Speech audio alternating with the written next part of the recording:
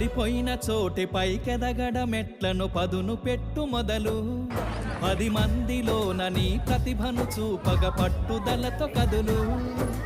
ఏలు పట్టి నడిపించునురా ఎదురైన అనుభవాలు వేల ఏండ్లు వర్ధిల్లునురా నీ విజయ జ్ఞాపకాలు రాదురా ఏ విజయం నీ కోసం నా కోసం ఎటుపోదురా నువ్వు చేసిన కష్టం ఎప్పటికైనా సొంతం